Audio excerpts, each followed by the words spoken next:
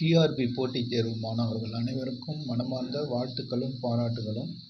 நாம் இந்த வகுப்பில் காலேஜ் டிஆர்பி தேர்வு பற்றிய அனைத்து விவரங்களையும் இப்போது பார்க்கலாம் நண்பர்களே. அந்த தேர்வு பற்றிய பாடத்திட்டங்கள் மற்றும் தேர்வு முறை, எந்தெந்த புத்தகங்கள் படிக்க வேண்டும் என்பதை பற்றிய விவரங்களை இப்போது பார்க்கலாம். அதாவது சமீபத்தில் ஆசிரியர் தேர்வு வாரியமானது காலேஜ் டிஆர்பி என்று சொல்லக்கூடிய ஆர்ட்ஸ் அண்ட் சயின்ஸ் காலேஜ், அதாவது கல்லூரிகளுக்கான ஆசிரியர்களை தேர்ந்தெடுப்பதற்கு தேர்வை வெளியிட்டு இருக்கிறது.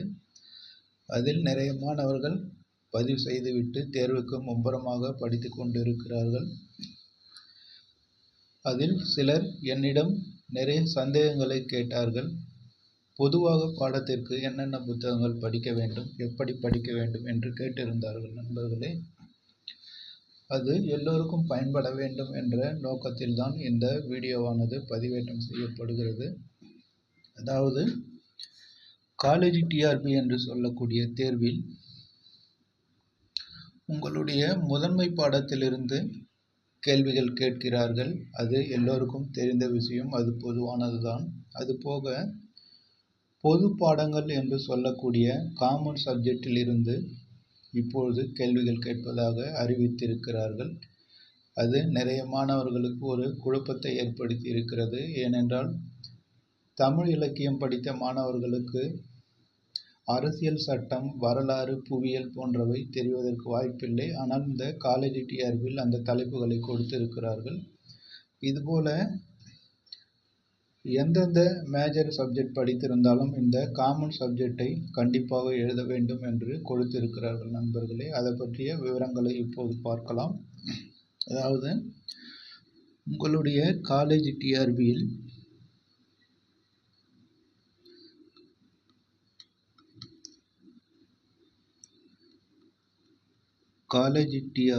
தேர்வில்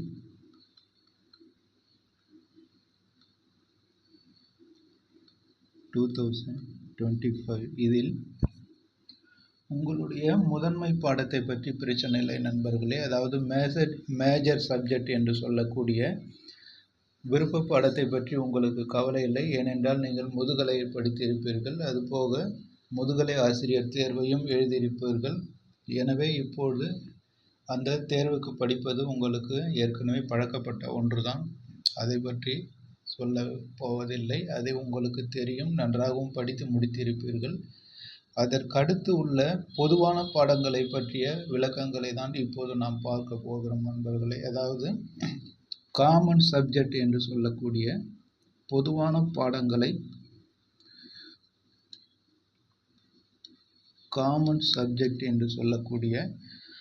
பொதுவான பாடங்களை பற்றிய விவரங்களை இப்போது பார்க்கலாம்.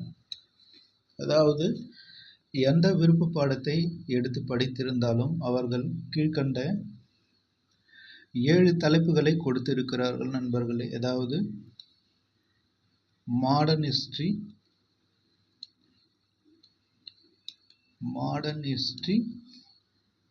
கான்ஸ்டிடியூஷன், எக்கானமி, அடுத்து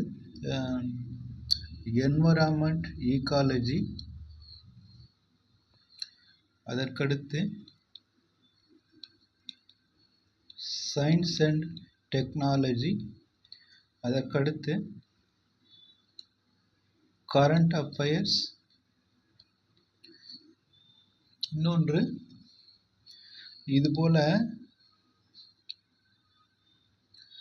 பொதுவான தலைப்புகளை கொடுத்திருக்கிறார்கள் நண்பர்களே. அதாவது உங்களுடைய காலேஜ் டிஆர்பி தேர்வில் உங்களுடைய முதன்மை பாடம் தேர்வை தவிர்த்து அடுத்து எல்லோரும் எழுதக்கூடிய காமன் சப்ஜெக்ட் என்று இது போன்ற ஒரு 6-7 தலைப்பை கொடுத்திருக்கிறார்கள் நண்பர்களே. இது அனைத்து மாணவர்களும் கண்டிப்பாக எழுத வேண்டிய தலைப்பு. அதாவது modern history of India, Indian constitution, இந்திய அரசியலமைப்பு சட்டம், இந்திய பொருளாதாரம், என்விரான்மெண்ட் அண்ட் ஈகாலஜி, அதாவது சூழ்நிலையியல் மற்றும் சுற்றுச்சூழல், அதற்கடுத்து அறிவியல் தொழில்நுட்பம், அதற்கடுத்து கரண்ட் அஃபயர்ஸ், நடப்பு நிகழ்வுகள், இன்னும் 7வதாக ஏதோ ஒரு தலைப்பு கொடுத்திருந்தார்கள். அது நினைவில் இல்லை, உங்களுடைய பாடத்திட்டத்தில் பாருங்கள் நண்பர்களே. இதுபோல 7 தலைப்புகளை பொதுவான தலைப்பாக கொடுத்திருக்கிறார்கள் நண்பர்களே. உங்களுடைய டிஆர்பி தேர்வில், காலேஜ் டிஆர்பி தேர்வில் 7 தலைப்புகள் கொடுத்திருக்கிறார்கள். இந்த 7 தலைப்பிலிருந்து 5 கேள்விகள் கேட்கப்படுவதாக அறிவித்திருக்கிறார்கள். அதாவது இந்த 7 தலைப்பில் இருந்து 5 கேள்விகள் கேட்கப்படும். அதாவது இந்த கேள்விகளானது எஸ்ஏ வடிவில் எழுதக்கூடியதாக இருக்கும் நண்பர்களே. அதாவது டிஸ்கிரிப்டிவ் டைப் என்று சொல்லக்கூடிய விரிந்துரைக்கும் வகையில் விடையளிக்கக்கூடியதாக இருக்கும். அதுபோக இந்த 5 கேள்விகளில் இருந்து ஏதேனும் ஒரு கேள்வி எழுதினால் போதும் என்று சொல்லி இருக்கிறார்கள். அதாவது இந்த ஒரு கேள்விக்கு 50 மதிப்பெண்கள் நிர்ணயித்திருக்கிறார்கள் நண்பர்களே. அதாவது இந்த 7 தலைப்புகளில் இருந்து 5 கேள்விகள் கேட்கப்படும். 5 கேள்விகளில் நீங்கள் ஏதேனும் ஒரு கேள்வி எழுதினால் போதுமானது.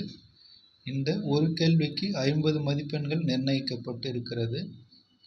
இதில் பெரிய சிக்கல் என்னவென்றால், இது எஸ்ஏ வடிவில் எழுத வேண்டும் நண்பர்களே. அதாவது உங்களுடைய டிஆர்பி ஆனது இதுவரை அப்ஜெக்டிவ் முறையிலே தான் எழுதி பழக்கப்பட்டு இருப்பீர்கள்.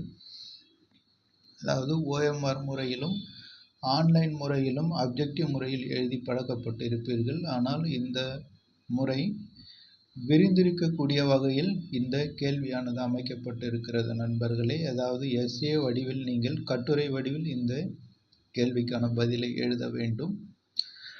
இந்த ஒரு கேள்விக்கு 50 மதிப்பெண் நிர்ணயித்திருக்கிறார்கள். இது எவ்வளவு வார்த்தைகள் எழுதப்பட வேண்டும் என்பதையும் அவர்கள் அந்த வினாத்தாளில் குறிப்பிடுவார்கள். அதற்கேற்றாற்போல் நீங்கள் பயிற்சியை தொடங்குங்கள் நண்பர்களே. இப்போது இந்த 7 தலைப்புகளுக்கும் எந்தெந்த புத்தகங்களை ரெஃபர் செய்தால் கேள்வியை சரியாக எழுத முடியும் என்பதை பற்றி பார்க்கலாம். மாணவர்கள் கேட்டுக்கொண்டதின்படி இந்த வீடியோவானது பதிவேற்றம் செய்யப்படுகிறது நண்பர்களே. கண்டிப்பாக இது உங்களுக்கு பயனுள்ளதாக இருக்கும். இதன்படி நீங்கள் தயாரிப்பை மேற்கொள்ளுங்கள். அதாவது முதலில் மாடர்ன்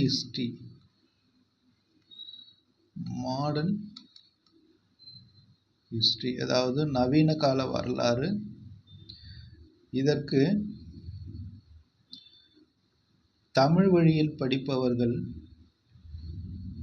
முதலில் நீங்கள் +2 பள்ளி புத்தகத்தை படிக்க வேண்டும் நண்பர்களே. +2 பள்ளி புத்தகத்தை முதலில் படித்து விடுங்கள். இந்த +2 பள்ளி புத்தகமானது முழுவதும் மாடர்ன் இந்தியா பகுதியை உள்ளடக்கியது. இதிலிருந்து தான் தேர்வுக்கு கேட்பார்கள். அதற்கடுத்து பள்ளி புத்தகத்தை தாண்டி மேற்கொண்டு ரெஃபரன்ஸ் புத்தகம் என்று சொல்லக்கூடிய கல்லூரி ஆசிரியர் புத்தகங்களை படிக்க நினைப்பவர்கள் பேராசிரியர் கா. வெங்கடேசன் அவர்கள் எழுதிய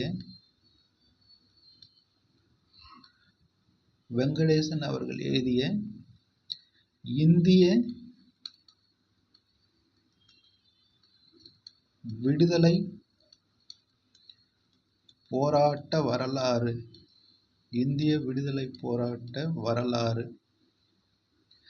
இந்த புத்தகம் அற்புதமாக இருக்கும் நண்பர்களே. நீங்கள் எதிர்பார்க்கிற கூடிய வகையில் அந்த கேள்வியானது கட்டுரை வடிவிலே இதில் கொடுக்கப்பட்டிருக்கும் நண்பர்களே. நீங்கள் ஒரு முறை வாசித்துவிட்டு அப்படியே தேர்வுக்கு எழுதலாம். அதுபோல தான் இந்த புத்தகமானது கொடுக்கப்பட்டிருக்கும். அதாவது மாடர்ன் ஹிஸ்டரி ஆஃப் இந்தியா என்ற தலைப்பிற்கு முதலில் 12ஆம் வகுப்பு பள்ளி புத்தகத்தை முடித்து விடுங்கள். அதற்கடுத்து ரெஃபரன்ஸ் புத்தகம் என்று சொல்லும்போது பேராசிரியர் கா. வெங்கடேசன் அவர்கள் எழுதிய இந்திய விடுதலை போராட்ட வரலாறு என்ற புத்தகத்தை வாங்கி படியுங்கள். அதில் உள்ள அனைத்து தலைப்புகளும் எஸ்ஏ வடிவில் கொடுக்கப்பட்டிருக்கும் நண்பர்களே. அதாவது மாடர்ன் இந்தியாவை பொறுத்தவரை அதில் உள்ள அனைத்து தலைப்புகளும் முழுமையாக கவர் செய்திருப்பார்கள். அதுபோக ஒவ்வொரு தலைப்பும் கட்டுரை வடிவிலே அதில் கொடுக்கப்பட்டிருக்கும் நண்பர்களே. அப்படியே ஒரே கோர்வையாக இருக்கும். அதாவது முன்னுரை, முடிவுரை, விளைவுகள், தாக்கங்கள் இதுபோல ஒரு கட்டுரை எப்படி இருக்க வேண்டுமோ அது போலவே இந்த புத்தகத்தில் கொடுக்கப்பட்டிருக்கும் நண்பர்களே. உங்களுக்கு 90% இந்த டிஆர்பி தேர்வுக்கு கை கொடுக்கக்கூடிய புத்தகம் மாடர்ன் இந்தியாவில் பேராசிரியர் கா வெங்கடேசன் அவர்கள் எழுதிய இந்த விடுதலை போராட்ட வரலாறு புத்தகம் நண்பர்களே. இதை முடிந்தவரை வாங்கி படியுங்கள். டிஎன்பிசி தேர்வுகளில் கேட்கக்கூடிய அனைத்து கேள்விகளும் இந்த புத்தகங்களிலிருந்து தான் வருகிறது. அதாவது டிஎன்பிசி தேர்வில் மாடர்ன் இந்தியா பகுதியில் கேட்கக்கூடிய கேள்விகள் இதிலிருந்து தான் வருகிறது நண்பர்களே. எனவே டிஆர்பி தேர்வுக்கும் இதை தான் பரிந்துரை செய்திருப்பார்கள். எனவே இந்த புத்தகத்தை படியுங்கள். அதற்கடுத்து ஆங்கிலத்தில் படிக்க நினைப்பவர்கள், அதாவது ஆங்கில வழியில் படிக்க நினைப்பவர்கள், இந்த புத்தகமே 2 மொழியிலும் கிடைக்கிறது நண்பர்களே. தமிழ் மற்றும் ஆங்கிலத்திலும் இருக்கிறது. உங்களுக்கு எது தேவையோ இதை வாங்கி படியுங்கள். இது ஒரு புத்தகமே போதுமானது. இன்னும் கூடுதலாக படிக்க நினைப்பவர்கள் ஸ்பெக்ட்ரம் பப்ளிகேஷன் என்று சொல்லக்கூடிய இதனால் வெளியிட்டக்கூடிய a brief history of modern India, a brief history of modern India என்ற புத்தகம் ஒரு நல்ல புத்தகம் நண்பர்களே. இது ஆனால் ஆங்கிலத்தில் மட்டுமே இருக்கும், தமிழில் இருக்காது. இது யூபிஎஸ்சிக்கு படிக்கக்கூடிய புத்தகம் நண்பர்களே. இது a brief history of India. இது அனைத்தும் மாடர்ன் இந்தியா பகுதிகளை முழுமையாக கவர் செய்திருக்கும். ஆனால் இது ஆங்கிலத்தில் மட்டுமே இருக்கும். தமிழ் வழி மாணவர்களால் இதை படித்து புரிந்து கொள்ள முடியாது. ஏனென்றால் இது யூபிஎஸ்சிக்கான புத்தகம். அப்படி ஆங்கிலத்தில் படிக்க நினைப்பவர்கள் இந்த புத்தகத்தை வாங்கிக் கொள்ளுங்கள். அதாவது ஸ்பெக்ட்ரம் பப்ளிகேஷன் வெளிவந்த a brief history of India என்ற புத்தகத்தை வாங்கிக் கொள்ளுங்கள் நண்பர்களே.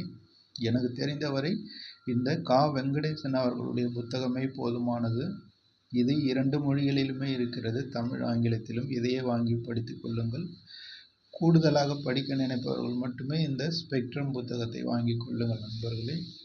இது எந்த கேள்வி கேட்டாலும் நீங்கள் பதிலளிக்க முடியும், அந்த அளவுக்கு அந்த புத்தகம் தொகுக்கப்பட்டிருக்கிறது நண்பர்களே. அதாவது மாடர்ன் ஹிஸ்டரி என்ற தலைப்புக்கு முழுமையாக இது போதுமானது. அதற்கடுத்து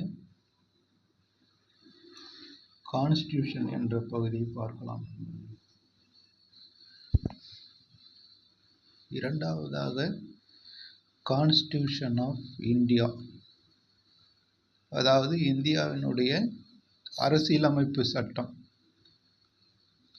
அரசியலமைப்பு சட்டம் இதற்கு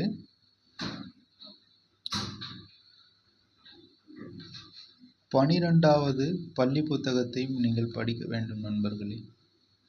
இதில் அனைத்து தகவல்களும் கொடுக்கப்பட்டிருக்கிறது. அதாவது தமிழ்நாடு அரசால் வெளியிடக்கூடிய 12ஆம் வகுப்பு பள்ளி புத்தகங்களை முதலில் படித்து விடுங்கள். இது நிறைய தகவல்கள் இதில் கொட்டி கிடக்கிறது. இந்த புத்தகத்தை முடித்த பிறகு அடுத்து இந்த கான்ஸ்டியூஷன் ஆஃப் இந்தியா என்ற பகுதிக்கு அதே பேராசிரியர் கா வெங்கடேசன் அவர்கள் எழுதிய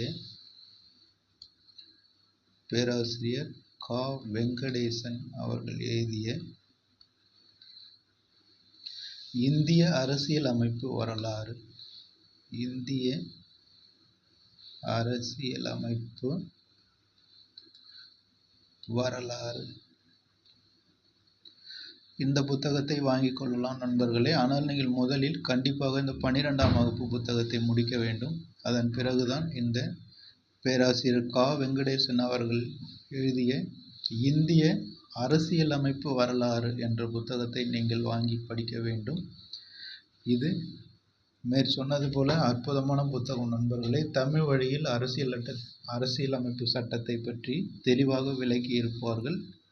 இந்த புத்தகத்தை வாங்கி படியுங்கள். இதுவும் தமிழ் மற்றும் ஆங்கிலம் 2 மொழியிலே கிடைக்கும். எது தேவையோ அதை வாங்கி கொள்ளுங்கள். அதற்கடுத்து ஆங்கிலத்தில் படிக்க நினைப்பவர்கள் லக்ஷ்மிகாந்த் அவர்கள் எழுதிய, அதாவது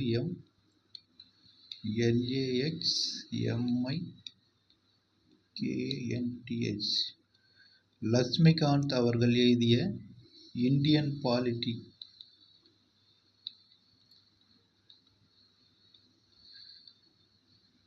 இந்த லக்ஷ்மிகாந்த் அவர்கள் எழுதிய இந்தியன் பாலிட்டி என்ற புத்தகத்தை வாங்கி படியுங்கள் நண்பர்களே. அதாவது ஆங்கிலத்தில் படிக்க நினைப்பவர்கள், எனக்கு தெரிந்தவரை இந்த கா. வெங்கடேசன் அவர்கள் புத்தகமே போதுமானது. இதுவே தமிழ் மற்றும் ஆங்கிலத்திலும் கிடைக்கிறது.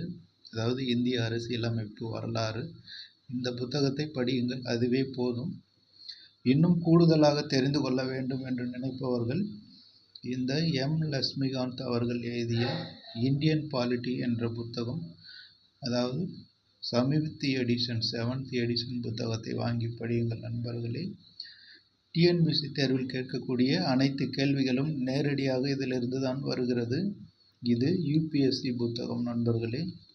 ஐஏஎஸ், ஐபிஎஸ் போன்ற தேர்வுகளுக்கான அல்டிமேட் புத்தகம் இது.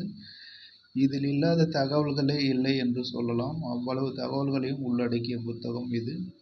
ஆனால் ஆங்கிலத்தில் மட்டுமே தான் இருக்கும். படித்து புரிந்து கொள்வது சற்று கடினமாக இருக்கும். அதனால்தான் நான் இந்த தமிழ் வழி புத்தகத்தை உங்களுக்கு பரிந்துரைத்தேன். இதை கூடுமான வரையில் வாங்கி படியுங்கள். இதை முடித்தவர்கள் வேண்டுமானால் இந்த எம். லக்ஷ்மிகாந்த் அவர்கள் எழுதிய இந்தியன் பாலிட்டி புத்தகத்தை படிக்கலாம்.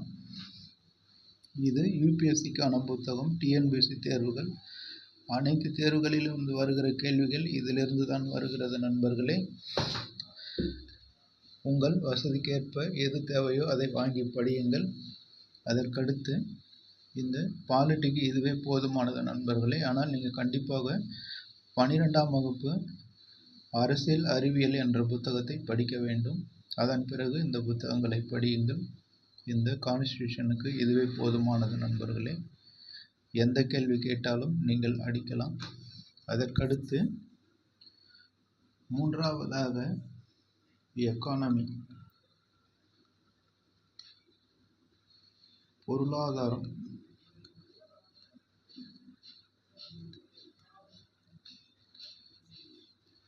இந்த தலைப்புக்கு நீங்கள் 11ஆம் வகுப்பு 12ஆம் வகுப்பு பள்ளி புத்தகங்களை படிக்க வேண்டும் நண்பர்களே. இந்த 11ஆம் வகுப்பில் தமிழ்நாட்டு பொருளாதாரம் என்பதை பற்றி கொடுத்திருப்பார்கள். இதில் 12ஆம் வகுப்பில் இந்திய பொருளாதாரம் என்று கொடுத்திருப்பார்கள் நண்பர்களே. இந்த 2 புத்தகங்களை நீங்கள் முதலில் முடித்து விடுங்கள். ஏனென்றால் கேள்விகள் பள்ளி புத்தகத்தில் இருந்துதான் பெரும்பாலும் வரும் என்று எதிர்பார்க்கிறேன். எனவே இந்த +1 +2 எக்கனாமிக் புத்தகத்தை முடித்து விடுங்கள். அதற்கு பிறகு தமிழில் படிக்க நினைப்பவர்கள்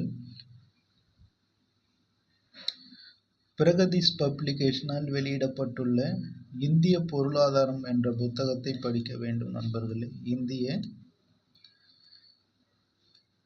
பொருளாதாரம், பிரகதீஷ் பப்ளிகேஷன்,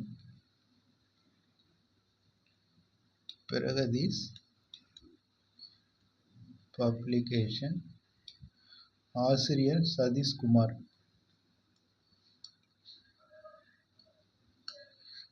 இந்த இந்தியன் எக்கனாமி என்ற தலைப்பிற்கு நீங்கள் +1 +2 புத்தகத்தை படித்துவிட்டு இந்திய பொருளாதாரம் பிரகதீஷ் பப்ளிகேஷன் வெளியிட்டுள்ள ஆசிரியர் சதீஷ்குமார், இந்த புத்தகத்தை நீங்கள் வாங்கி படியுங்கள் நண்பர்களே.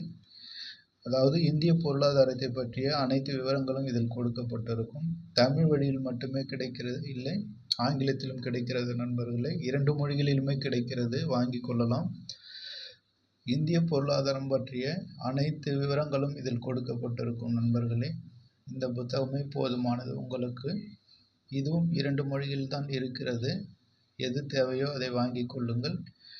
இந்திய பொருளாதாரம், பிரகதீஷ் பப்ளிகேஷன், ஆசிரியர் சதீஷ்குமார். இது லேட்டஸ்ட் எடிஷனை வாங்க வேண்டும் நண்பர்களே. அதாவது கடைசியாக வெளிவந்த எடிஷனை வாங்குங்கள். பழைய புத்தகத்தை வாங்கிவிட வேண்டாம். தற்போது 2025இல் வந்த பதிப்பை வாங்கி படியுங்கள். இந்திய பொருளாதாரம் பற்றிய அனைத்து தகவல்களும் அதில் இருக்கும் நண்பர்களே.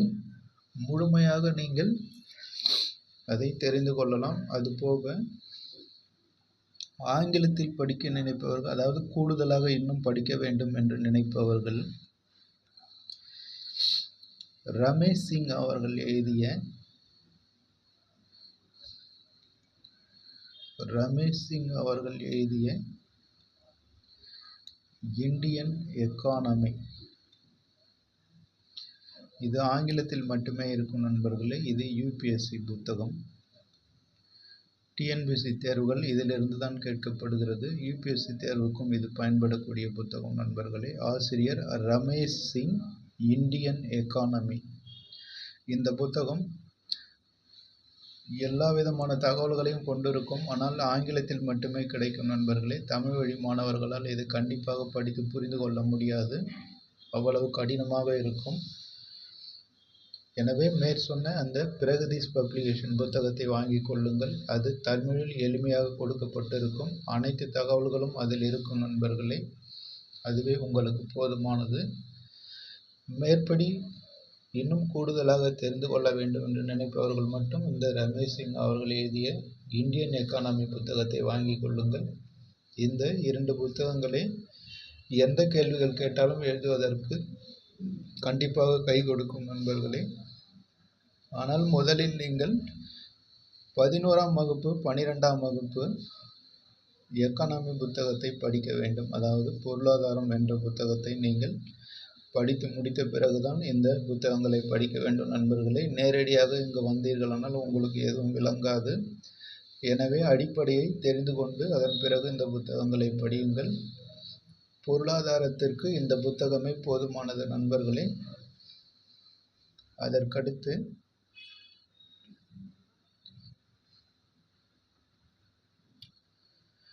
என்விரான்மெண்ட் ஈகாலஜி என்ற தலைப்பை பற்றி பார்க்கலாம். அதாவது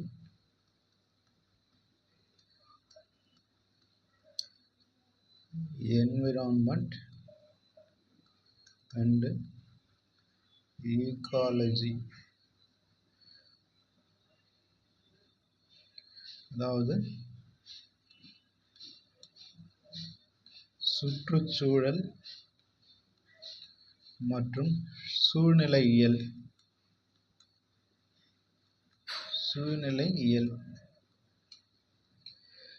இந்த தலைப்பிற்கு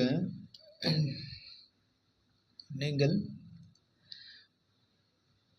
11ஆம் வகுப்பு 12ஆம் வகுப்பு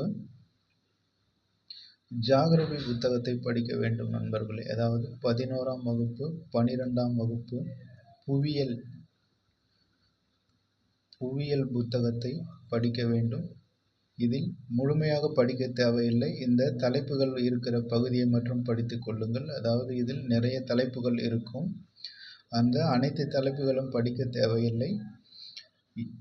என்விரான்மெண்ட் ஈகாலஜி என்ற தலைப்பை மட்டும் இந்த 2 புத்தகங்களில் படித்துக் கொள்ளுங்கள். அதாவது சுற்றுப்புறச் சூழல் மற்றும் சூழ்நிலையியல் என்ற தலைப்பை மட்டும் இதை படித்துக் கொள்ளுங்கள்.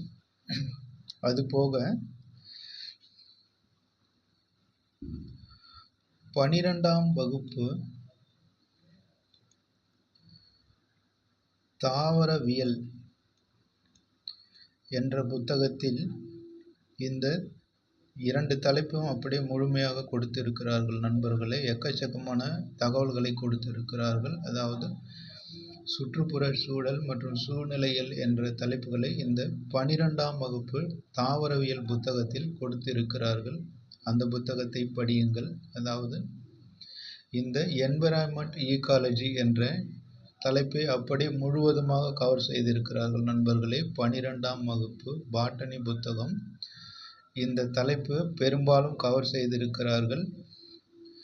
கேள்விகள் அதிலிருந்து வருவதற்கு வாய்ப்பு இருக்கிறது. எனவே இந்த 12ஆம் வகுப்பு தாவரவியல் புத்தகத்தில் இந்த என்விரான்மெண்ட் ஈகாலஜி என்ற தலைப்பை படித்துக் கொள்ளுங்கள்.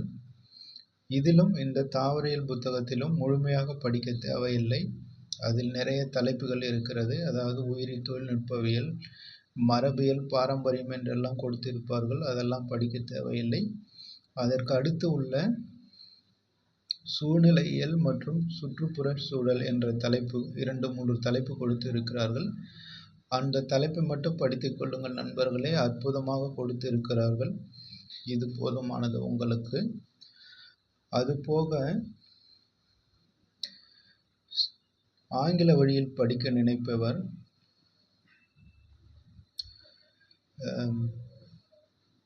மஜீத் ஹுசைன் அவர்கள் எழுதிய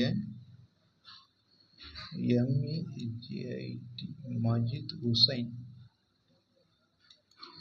மஜித் ஹுசைன் இவர் டெல்லி யூனிவர்சிட்டி ப்ரொஃபஸர் நண்பர்களே. மஜித் ஹுசைன் என்பவர் இவர் எழுதிய ஜியாகிரபி ஆஃப் இந்தியா என்ற புத்தகத்தை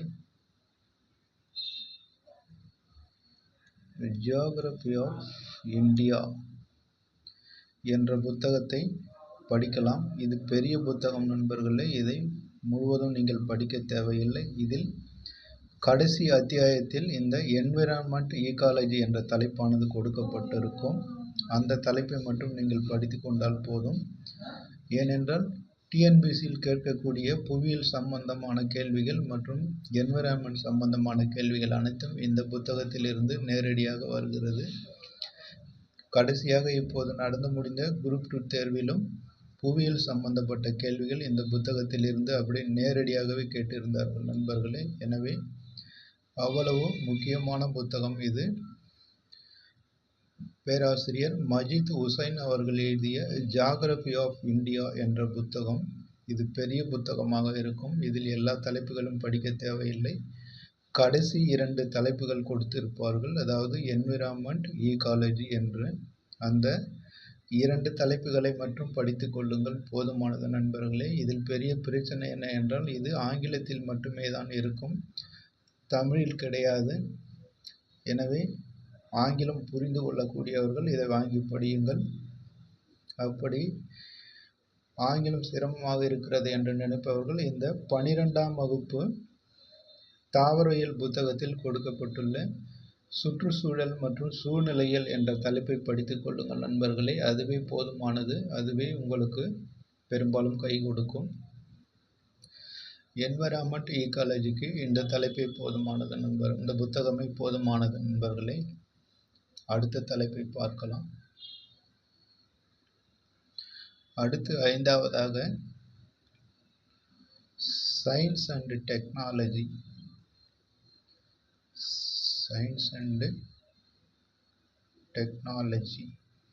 அறிவியல் மற்றும் தொழில்நுட்பம்.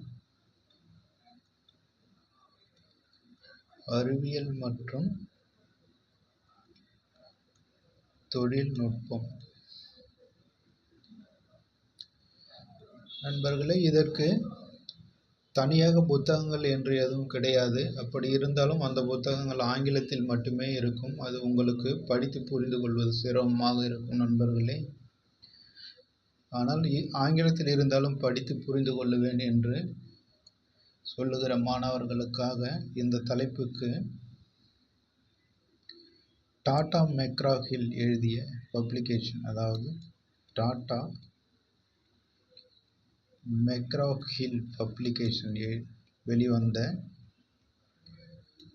சயின்ஸ் அண்ட் டெக்னாலஜி என்ற புத்தகத்தை வாங்கிக் கொள்ளுங்கள் நண்பர்களே. இது அனைத்து தகவல்களையும் உள்ளடக்கி இருக்கும். அதாவது டாடா மெக்ரா-ஹில் பப்ளிகேஷன் வெளிவந்த சயின்ஸ் அண்ட் டெக்னாலஜி என்ற புத்தகத்தை வாங்கிக் கொள்ளுங்கள். இந்த புத்தகம் ஆங்கிலத்தில் மட்டுமே கிடைக்கும் நண்பர்களே, தமிழில் கிடைக்காது. ஆங்கிலம் எனக்கு தெரியும், புரிந்து கொள்ளுவேன் என்று நினைப்பவர்கள் மட்டும் இந்த புத்தகத்தை வாங்கிக் கொள்ளுங்கள். தமிழ் வழி மாணவர்களுக்கு கண்டிப்பாக இது புரியாது. ஏனென்றால் அறிவியல் தொழில்நுட்பமான நிறைய தகவல்கள் இதில் கொட்டி கிடைக்கும். அதை படித்து புரிந்து கொள்வது சிரமமாக இருக்கும் நண்பர்களே. எனவே இந்த டாடா மெக்ரா-ஹில் பப்ளிகேஷன் வெளிவந்த சயின்ஸ் அண்ட் டெக்னாலஜி என்ற புத்தகம் ஆங்கிலத்தில் மட்டுமே இருக்கும். அதை புரிந்து கொள்ளக்கூடியவர்கள் வாங்கிக் கொள்ளுங்கள். தமிழ் வழி மாணவர்கள் என்ன செய்வது என்று கேட்டால், நீங்கள் தினந்தோறும் செய்தித்தாள்களில் வந்திருக்கக்கூடிய அறிவியல் மற்றும் தொழில்நுட்பம் என்ற கட்டுரையை படிக்க வேண்டும் நண்பர்களே. அதாவது ஒரு 6 மாதங்கள் வரை, அதாவது தேர்வு டிசம்பர் மாதம் நடைபெறுகிறது என்றால் நீங்கள் ஜூன் மாதத்திலிருந்து நியூஸ் பேப்பரை தொடர்ந்து படித்து நோட்ஸ் எடுத்துக்கொள்ளுங்கள் நண்பர்களே. அதாவது நூலகத்தில் பழைய நியூஸ் பேப்பர்கள் அடுக்கி வைத்திருப்பார்கள். அதை கேட்டு ஒவ்வொரு நாளும் அறிவியல் தொழில்நுட்பம் என்ற தலைப்பில் சில கட்டுரைகள் அல்லது கண்டுபிடிப்புகள் வரும்.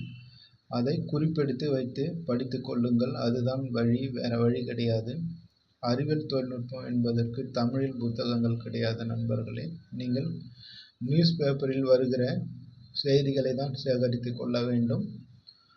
அருகில் நூலகங்கள் இருந்தால் அங்கு சென்று பழைய செய்தித்தாள்களில் வந்திருக்கக்கூடிய அறிவியல் தொழில்நுட்பம் தொடர்பான தகவல்களை குறிப்பெடுத்து வைத்துக் கொள்ளுங்கள். அது உங்களுக்கு கை கொடுக்கும். ஆங்கிலத்தில் படிப்பவர்களுக்கு பிரச்சனை இல்லை. இந்த புத்தகத்தில் அனைத்து தகவல்களும் கொடுத்திருப்பார்கள். அதை படித்து புரிந்து கொள்ளுங்கள். தமிழ் வழி மாணவர்களுக்கு செய்தித்தாள்களில், அதாவது முக்கியமாக இந்து தமிழ் திசை மற்றும் தினமணி போன்ற நாளிதழ்களில் இந்த அறிவியல் தொழில்நுட்பம் தொடர்பான பகுதியானது வெளிவரும். அதை நீங்கள் ஒரு நோட்டில் தொகுத்து எழுதி வைத்துக் கொள்ளுங்கள். அதாவது ஜூன் மாதத்திலிருந்து தொகுத்து எழுதி கொள்ளுங்கள் நண்பர்களே. ஏனென்றால் தேர்வுக்கு முன்பாக ஒரு 6 மாதம் வரையிலிருந்தான இந்த நடப்பு நிகழ்வுகள் பகுதியானது கேட்பார்கள். எனவே ஜூன் மாதத்திலிருந்து இந்த டிசம்பர் மாதம் வரை நீங்கள் அந்த அறிவியல் தொழில்நுட்பம் பகுதியை ஒரு நோட்டில் எழுதி வைத்துக் கொள்ளுங்கள். அது உங்களுக்கு கண்டிப்பாக கை கொடுக்கும் நண்பர்களே. அறிவியல் தொழில்நுட்பம் பொறுத்தவரை இதுதான். அதுபோக நீங்கள் தினந்தோறும் செய்தித்தாள்களை கவனிக்க வேண்டும் நண்பர்களே. அதாவது ஆங்கிலம் தெரியும் என்று நினைப்பவர்கள் தி இந்து நியூஸ் பேப்பர், அதாவது ஆங்கிலத்தில் வரக்கூடிய இந்து நியூஸ் பேப்பர், அல்லது தமிழ் வழி மாணவர்களுக்கு தி இந்து தமிழ் திசை மற்றும் தினமணி என்ற 2 நாளிதழ்களிலும் நீங்கள் தொடர்ந்து கவனிக்க வேண்டும். இதில் வருகிற அறிவியல் தொழில்நுட்பம் சார்ந்த செய்திகளை ஒரு நோட்டில் தனியாக எழுதி வைத்துக் கொள்ளுங்கள். அது கண்டிப்பாக உங்களுக்கு கை கொடுக்கும் நண்பர்களே. ஏனென்றால் தேர்வுக்கு சமீபமாக ஒரு 6 மாதங்களில் நடந்த அறிவியல் தொழில்நுட்பம் சம்பந்தமான கேள்விகளை தான் கேட்பார்கள். எனவே தொடர்ந்து நியூஸ் பேப்பரை படித்து குறிப்பு எழுதி வைத்துக் கொள்ளுங்கள். அது உங்களுக்கு கண்டிப்பாக கை கொடுக்கும். அறிவியல் தொழில்நுட்பம் பொறுத்தவரை இந்த தகவல்களே போதுமானது நண்பர்களே. அதற்கு அடுத்த தலைப்பை பார்க்கலாம்.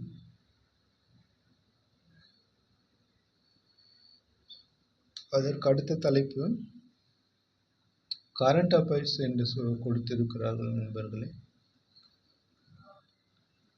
கரண்ட் அஃபேர்ஸ் அதாவது நடப்பு நிகழ்வுகள்.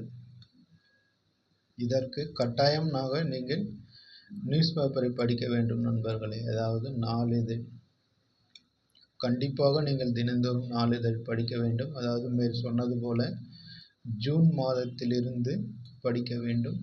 டிசம்பர் மாதம் வரை, தேர்வுக்கு முன்பு வரை, ஒரு 10 நாட்கள் முன்பு வரை படிக்க வேண்டும் நண்பர்களே. ஏனென்றால் அதன் பிறகு கேள்வித்தாள் தயாரித்து விடுவார்கள். எனவே தேர்வுக்கு ஒரு 10 நாட்கள் முன்பு வரை நீங்கள் செய்தித்தாள்களை கண்டிப்பாக படித்து தெரிந்து வைத்திருக்க வேண்டும். முக்கியமாக ஆங்கிலத்தில் படிப்பவர்கள் தி இந்து இங்கிலீஷ் நியூஸ் பேப்பரை படிக்கலாம். இந்தியன் எக்ஸ்பிரஸ் நியூஸ் பேப்பரை படியுங்கள். தமிழில் படிக்க நினைப்பவர்கள் தி இந்து தமிழ் திசை படியுங்கள். அடுத்து தினமணி நாளிதழ், இந்த 2 நாளிதழ்களையும் கண்டிப்பாக படியுங்கள் நண்பர்களே. அதாவது ஒரு 6 மாத காலத்திற்குள் இதை படித்து குறிப்பெழுதி வைத்துக் கொள்ளுங்கள்.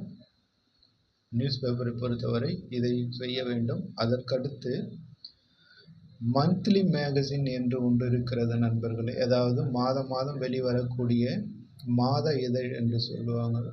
மாத இதழ், இதையும் நீங்கள் படிக்க வேண்டும் நண்பர்களே. கரண்ட் அஃபேர்ஸ் பகுதிக்கு இதிலிருந்து கேட்பார்கள். ஆங்கிலத்தில் படிக்க நினைப்பவர்கள் யோஜனா என்று ஒன்று வருகிறது நண்பர்களே. யோஜனா இது கவர்மெண்ட் மேகசின், அதாவது சென்ட்ரல் கவர்மெண்ட் மேகசின் நண்பர்களே. இது மத்திய அரசினுடைய திட்டங்கள், மாநில அரசினுடைய திட்டங்கள் இரண்டையும் தாங்கி வருவதுதான் இந்த யோஜனா என்கிற மேகசின். விலை ரொம்ப கம்மி தான் நண்பர்களே. 22 ரூபாய் இருக்கும் என்று நினைக்கிறேன். மாதம் வருகிறது. கூடுமான வரையில் இதை வாங்கி படியுங்கள். தமிழில் படிக்க நினைப்பவர்கள் திட்டம் என்ற இதழை வாங்கி படிக்கலாம் நண்பர்களே. இந்த யோஜனா மேகசினுடைய அப்படியே ஒரு தமிழ் மொழிபெயர்ப்பு தான் நண்பர்களே இந்த திட்டம். இது இரண்டுமே ஒன்றுதான். இந்த யோஜனா என்பது ஆங்கிலத்தில் வரும். இதை அப்படியே அச்சு அசலாக தமிழில் மொழிபெயர்த்து தான் திட்டம் என்ற இதழாக வெளிவருகிறது. தமிழ் வழி மாணவர்கள் இதை வாங்கி படியுங்கள். அதாவது இது பெரிய பெரிய நூலகங்களில் இலவசமாகவே வருகிறது நண்பர்களே. நூலகம் இருப்பவர்கள் அங்கு போய் இதை கேட்டு வாங்கி பயன்படுத்தி கொள்ளுங்கள். அப்படி நூலகம் இல்லாதவர்கள் இதை சொந்தமாக வாங்கி கொள்ளுங்கள் நண்பர்களே. அதாவது ஆன்லைனிலும் இந்த மேகசினை வாங்கலாம். நீங்கள் ஆன்லைனில் தேடி பார்த்தால் அதற்கான முகவரி கொடுத்திருப்பார்கள். அதில் நீங்கள் பணத்தை செலுத்திய பிறகு உங்களுக்கு மணி ஆர்டர் மூலம் இந்த திட்டம் இதழானது வந்துவிடும் நண்பர்களே. அதை இணையதளத்தில் தேடி தெரிந்து கொள்ளுங்கள். மற்றபடி நூலகம் இருப்பவர்கள் அதை பயன்படுத்தி கொள்ளுங்கள். இது மாதம் நடைபெறக்கூடிய முக்கியமான திட்டங்களை பற்றி வெளிவருகிறது. யோஜனா ஆங்கிலத்தில் இருக்கும். அதுவே அப்படியே தமிழ் மொழிபெயர்க்கப்பட்டு திட்டம் என்ற பெயரில் வருகிறது. இதுவும் அற்புதமாக இருக்கும் நண்பர்களே. ஒவ்வொரு மாதமும் நடக்கக்கூடிய நடப்பு நிகழ்வுகள் மற்றும் அரசினுடைய கொள்கை திட்டங்களை அனைத்தும் இந்த திட்டமானது தொகுத்து வெளியிடுகிறார்கள். கண்டிப்பாக நடப்பு நிகழ்வுகள் பகுதியில் இதிலிருந்து தான் கேள்விகள் வரும் நண்பர்களே. எனவே இதை ஒரு 6 மாதம் வரை படியுங்கள். அதாவது ஜூன் மாதத்திலிருந்து டிசம்பர் மாதம் வரை வாங்கி படித்து குறிப்பெழுதி வைத்துக் கொள்ளுங்கள். அதாவது உங்கள் தேவைக்கு ஏற்றாற் போல ஒவ்வொரு தலைப்பிற்கும் குறிப்பெழுதி வைத்துக் கொள்ளுங்கள். நடப்பு நிகழ்வுகள் பகுதிக்கு இதுவே போதுமானது நண்பர்களே. அதாவது மேற்சொன்னது போல நியூஸ் பேப்பர் தினமும் படிக்க வேண்டும். அதாவது ஒரு 6 மாதங்கள் வரை படித்திருக்க வேண்டும்.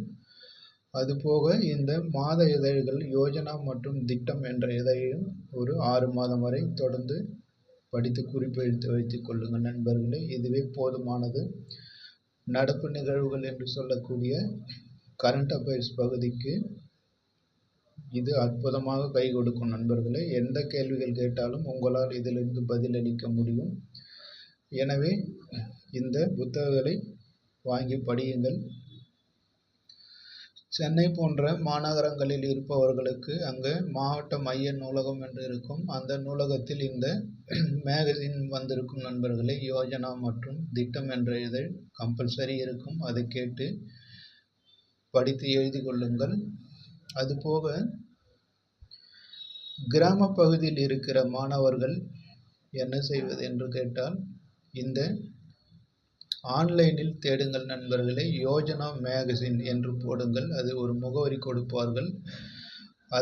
அதில் ஃபோன் நம்பரும் கொடுத்திருப்பார்கள் நண்பர்களே. அந்த ஃபோன் நம்பருக்கு தொடர்பு கொண்டு பேசுங்கள். அவர்கள் மேற்கொண்டு விளக்கத்தை சொல்லுவார்கள். அதாவது அவர்கள் சில ஆன்லைன் முகவரி கொடுப்பார்கள். அதில் நீங்கள் பணம் செலுத்த வேண்டியிருக்கும். அதாவது மிக குறைந்த பணம் தான் நண்பர்களே. ஒரு மந்த்லி மேகசின் என்பது 20 ரூபாய் அல்லது 22 ரூபாய் தான் இருக்கும். ஸ்பெஷல் எடிஷனாக இருந்தால் மட்டுமே 35 ரூபாய் இருக்கும் நண்பர்களே. மிக மிக குறைவான விலை தான். ஏனென்றால் இது சென்ட்ரல் கவர்மெண்டால் வெளியிடக்கூடிய மேகசின். எனவே குறைந்த கட்டணம்தான். அப்படி ஆன்லைனில் யோஜனா மேகசின் என்று ஆன்லைனில் தேடி பாருங்கள். அதில் வருகிற ஃபோன் நம்பரை தொடர்பு கொண்டு பேசுங்கள். அவர்கள் மேற்கொண்டு விளக்கங்களை சொல்லுவார்கள். நீங்கள் அந்த முகவரிக்கு பணம் செலுத்தியவுடன் உங்களுக்கு தேவையான மாத இதழானது போஸ்ட் ஆஃபீஸ் மூலம் உங்களுக்கு வந்துவிடும் நண்பர்களே. அதாவது கொரியரில் வராது. போஸ்ட் ஆஃபீஸ் மூலம் உங்களுக்கு 2 அல்லது 3 நாட்களுக்குள் நீங்கள் கொடுக்கிற முகவரிக்கு கொண்டு வந்து கொடுத்து விடுவார்கள் நண்பர்களே. நீங்கள் பயன்படுத்தி கொள்ளலாம். அதாவது நீங்கள் எவ்வளவுப்பட்ட குக்கிராமமாக இருந்தாலும் இந்த முறையை பயன்படுத்தி இந்த மேகசினை வாங்கி கொள்ளுங்கள். இது அற்புதமாக உங்களுக்கு கை கொடுக்கும். அதாவது திரும்பவும் சொல்லுகிறேன், கூகுளில் போயிட்டு ஆன்லைனில் யோஜனா மேகசின் என்று போடுங்கள் அல்லது திட்டம் மேகசின் என்று போடுங்கள். அது சில முகவரிகள் கொடுக்கும். அதில் கான்டாக்ட் என்று சில ஃபோன் நம்பர் வரும் நண்பர்களே. அதை தொடர்பு கொண்டு மேற்கொண்ட விளக்கத்தை தெரிந்து கொள்ளுங்கள். இந்த கரண்ட் அஃபேர்ஸ் பகுதிக்கு இதுவே போதுமானது நண்பர்களே.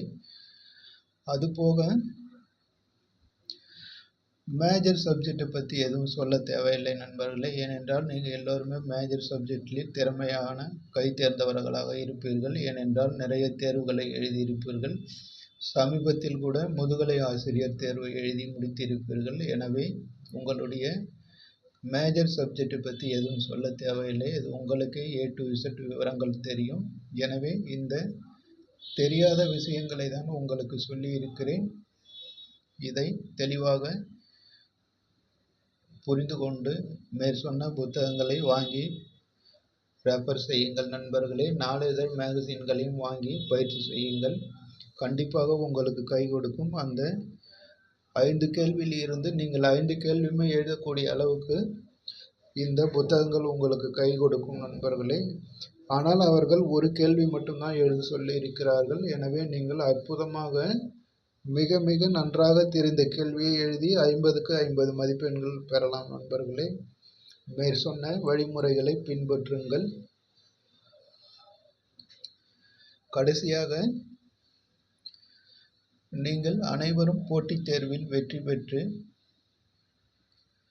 ஒரு கல்லூரி பேராசிரியராக வர வேண்டும் என்று மனமாற வாழ்த்துகிறேன் நண்பர்களே.